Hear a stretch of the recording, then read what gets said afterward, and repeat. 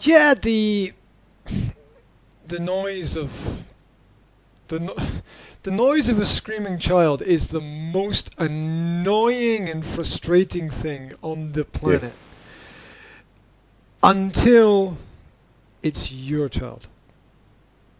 And then it becomes both frustrating and beautiful at the same time. Yeah. And and and because it's out of people's control. You can't control it. It's impossible to control. There's no way that, like, when was it? This year, earlier this year, my daughter, who is 3, started waking up at 3 o'clock in the morning and screaming for no reason. She woke up at 3 o'clock in the morning screaming. And now imagine the loudest scream that you can imagine, and then times it by 10. Okay? Oh my God. Now, what was the reason for this? There was no reason. Now, I'm not just saying that. I mean, I'm aware of all of the factors. There was absolutely no reason for this. She was not in pain. Okay? She wasn't in pain.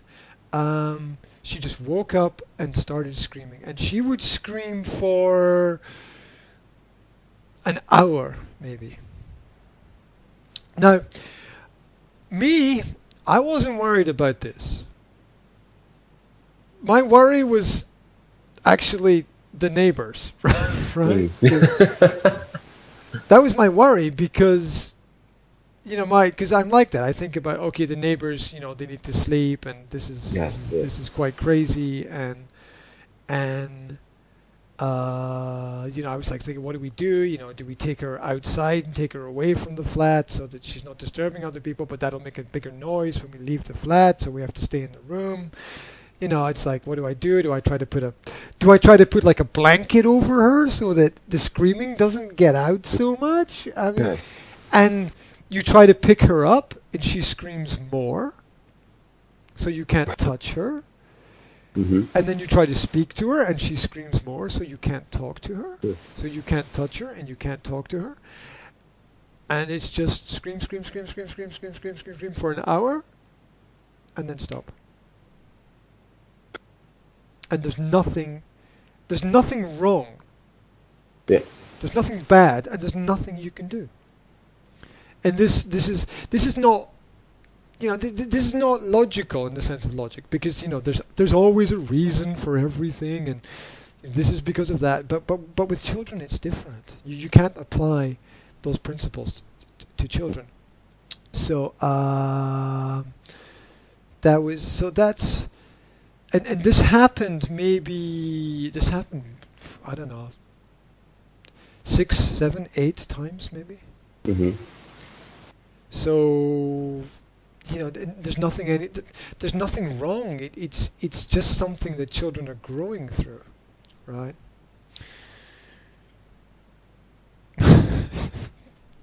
There's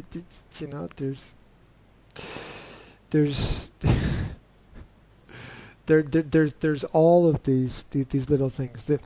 The pee on the carpet thing, right? Where children wear a nappy until 3 years old, and then you don't want them to wear a nappy anymore because it's not comfortable and it's not healthy, and they need to learn to control their own body system. And so you take the nappy off, and then for 2 to 3 months the child is peeing on everything. They pee on the floor, they pee on the furniture, they'll pee in the car, they'll pee when you take them shopping, in the middle of the supermarket, and this is not good. But this is part of the process of parenting. The world is not designed for children. The world is built by adults for adults. The world is not designed for children. It's like you can find some things that children like, but they're not really for the children. They're for the parents. They're to give the parents space or give the parents a break. There's nothing that's really designed for children. Because most people are not thinking like that. And then when people start designing things for children, it becomes a business. And it's like you get these special books for kids, and everybody wants the best for their children. And it's, you know, when it's a business, that it's hard to know what's best for children, because according to most clinical psychologists, here's the basic principle of parenting. The basic principle of parenting is never do something for somebody that they must learn to do for themselves. Never do something for somebody that they must learn to do for themselves. And this is difficult because we all want to help. We all want to help. We all want to help our children grow. We all want to help our children eat correctly. We all want to, help our children, put their clothes on and dress nice. We all want to help our children, brush their teeth and wash themselves in the bath. But when you do something for somebody else, most of the time it's not helpful. Most of the time it's not helpful because they never learn to do it themselves. Now, the first time, as an example, it's good enough. But what happens is that parents want to do everything for their kids. And this doesn't work because the challenge in life is what you do when you are by yourself. That's the challenge in life. So people are always comparing children to other children, and that's just crazy. Some children learn to talk at the age of 1. Some children learn to talk at the age of 6. Right?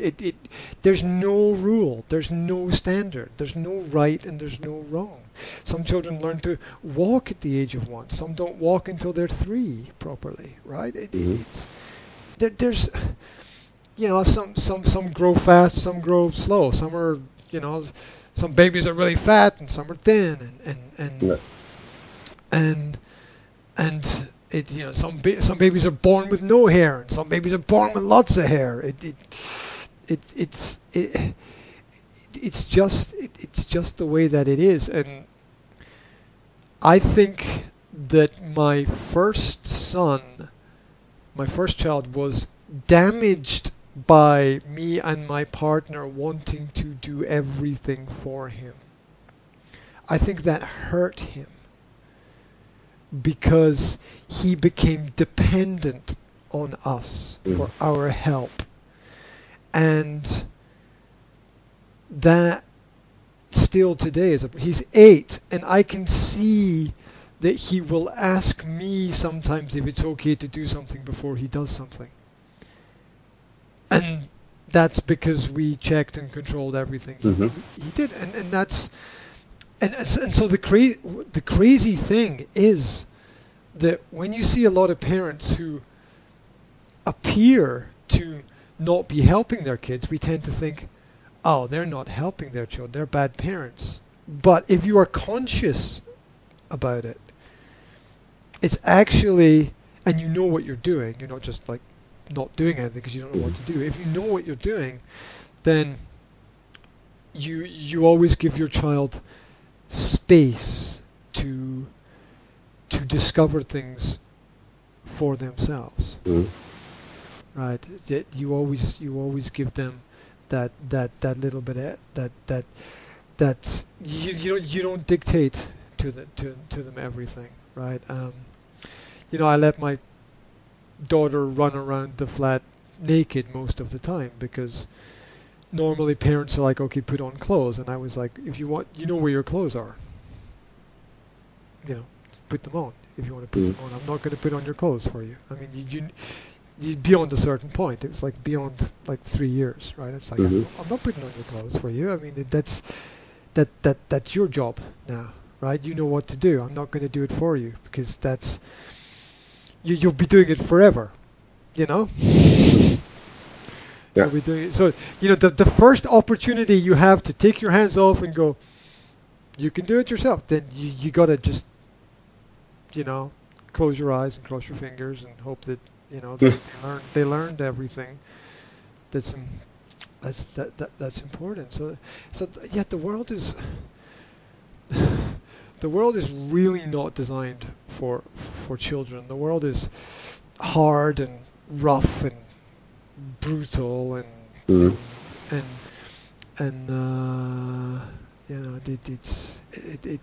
it's kind of a crazy place, but with the right kind of parenting, which is different for everybody. Everybody's got their own way. Everybody's got their own solutions to different problems. So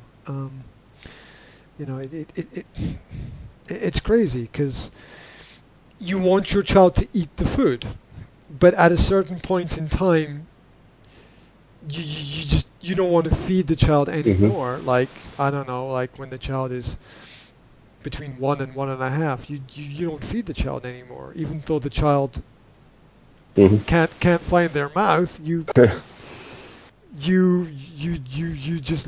it, even though half the food is on the wall. You just let it go, right? Because that's all part of the process. And most of us can't remember what it was like to be very young. Naturally, we can't remember, and so we have problems when we have to deal with it because we were small, but we don't remember anything about it. So it's hard. It's hard. We all want to be naturally good parents, but as I said, that's something different for everybody. It's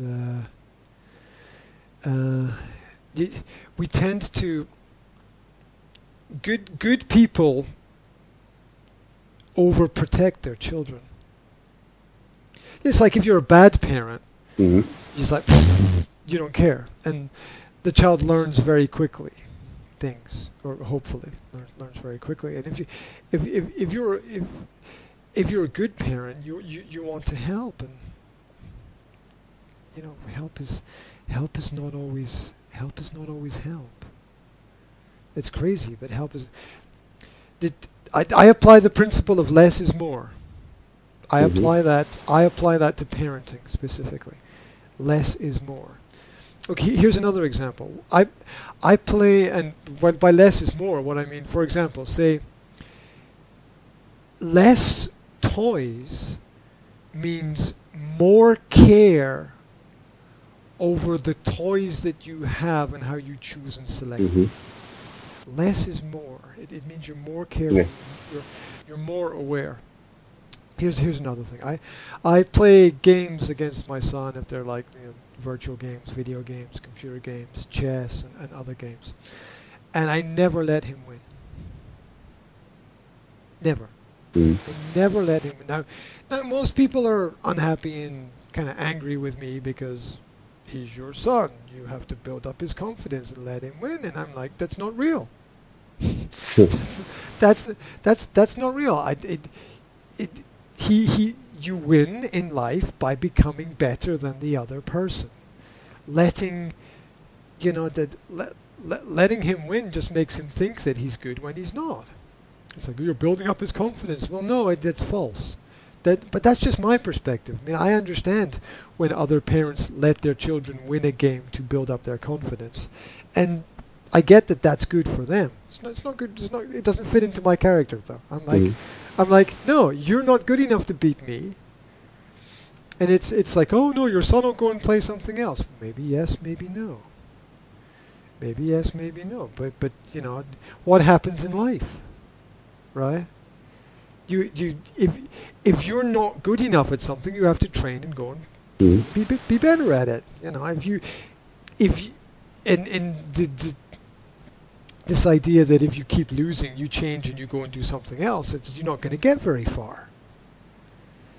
So I'm trying to teach my son from a very early age that if you want to win, you have to be persistent and consistent, and you have to put effort into it. I'm not going to let you win or even come close to winning if you don't put the effort into it that you need. And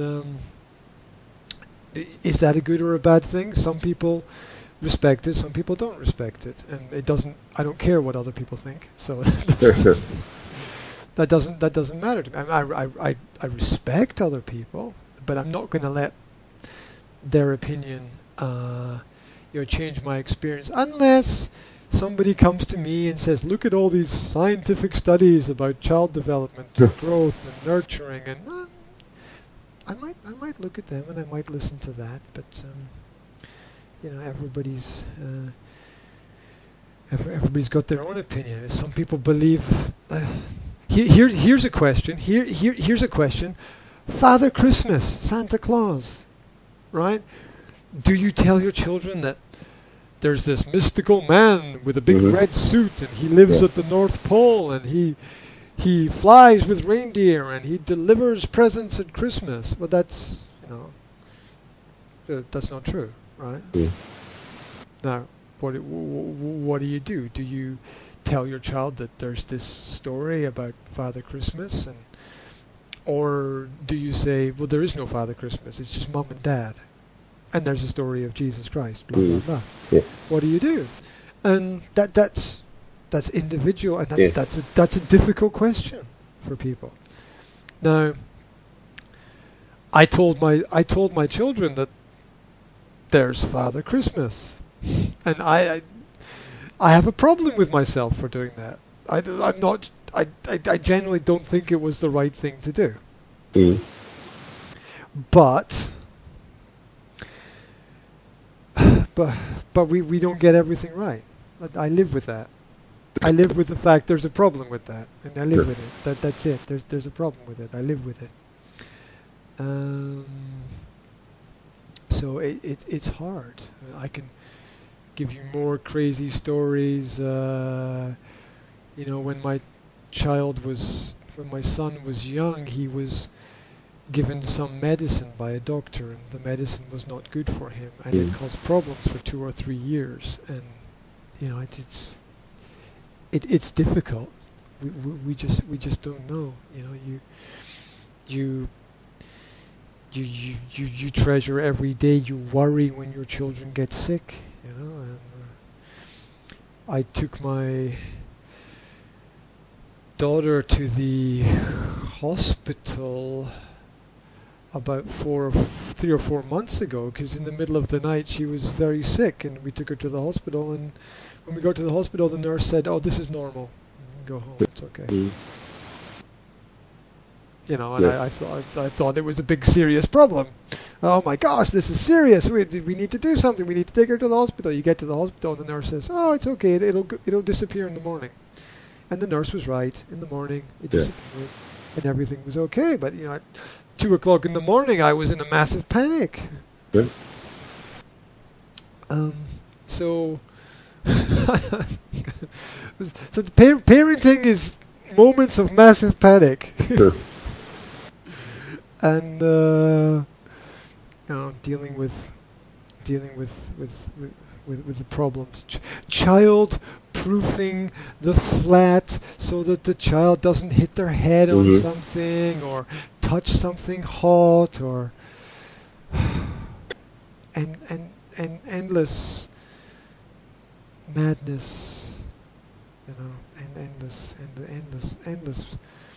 madness. And that's why, and all of this is why I can now take a break from my children and go and do something else, because I probably think that to a certain level, say to maximum 1 month, right, it benefits children to at least once a year to not be around one of the parents. Because not only will you pick up all the good habits, but you'll pick up all the bad habits as well. And I'm damn sure I have more bad habits than good habits. So So I think it can benefit my children to spend time with other people that I trust and respect. Mm-hmm. Um, and when you're not with people that you want to be with, and then finally you are with them, you appreciate them so much more. Mm-hmm.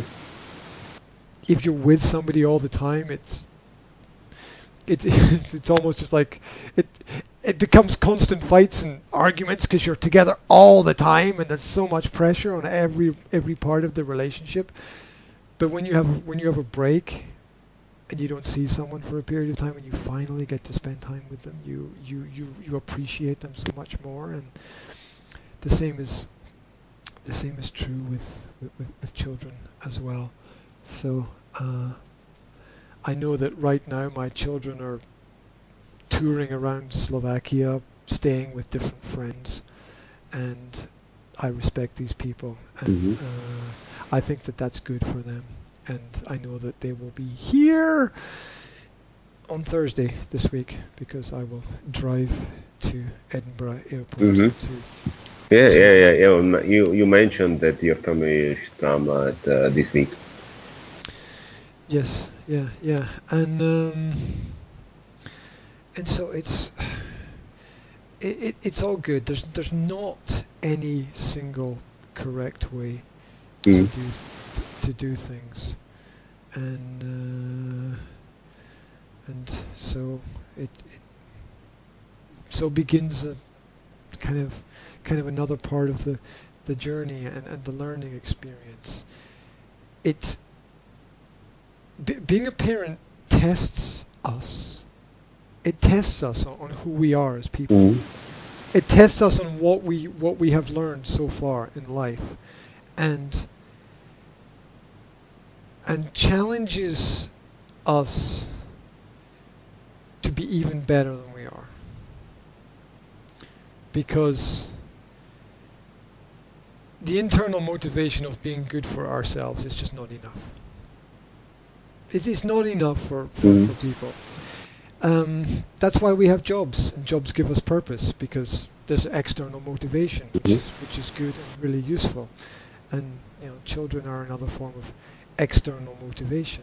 That it's not just to be good for. It's not just me being good for me is practical for me. It's me being a role model for my kids, and then realizing that they're probably going to make all the same mistakes that I made. And I don't want that. So so how do you stop the cycle of problems? It's very complicated. It's very complicated. If you start to think too much about it, you go crazy. Because you start to think about every word you use, everything, and you want to be a good parent. So as children get older, you want to read a book to them before they go to bed. But by 9 o'clock at night, your eyes are like, it's you read like half a page and and you fall asleep before kids fall asleep. So it's the ultimate challenge. The ultimate challenge is not getting the best job and making the most money and doing those things. The ultimate challenge is am I gonna be a good leader in what it is that my child or my children expect? And we don't do it perfectly, because there is no perfect. There's just constant correction of things, and